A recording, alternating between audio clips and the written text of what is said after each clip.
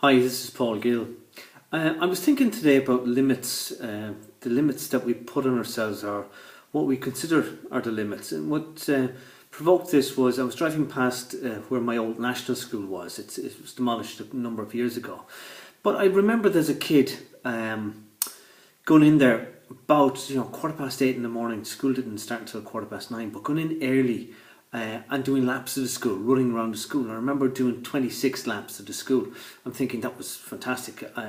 As a kid, I had the idea of 26 laps, like 26 miles was like a marathon.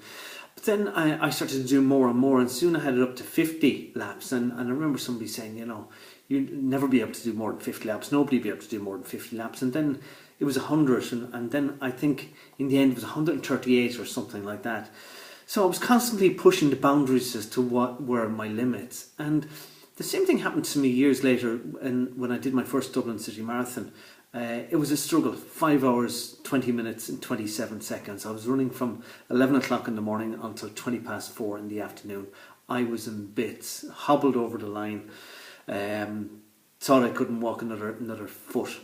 Sat down on the steps of the Shelburne Hotel with a couple of friends of mine, head in hands, none of us able to speak for a while, just totally exhausted. And then one of the guys said, well, we'll have to head back down to the start-finish line to meet up with the people we'd come with.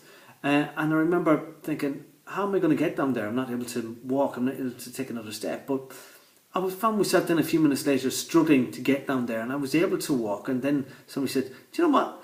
If I had to run another 100 yards, I'd be able to. And then I thought, I would be, I'd be able to run like another 100 yards and be able to run, maybe another quarter of a mile, maybe another half a mile. And it was a lesson that kind of stood to me. I was constantly pushing the boundaries as to what I thought my limitations were. Now, these years later, I'm no longer doing athletics, I'm not doing running, but I'm doing other things. And what I perceive to be boundaries and limitations are really the stepping stones to success. And that's just what I wanted to share with you this evening. I'm Paul Gill.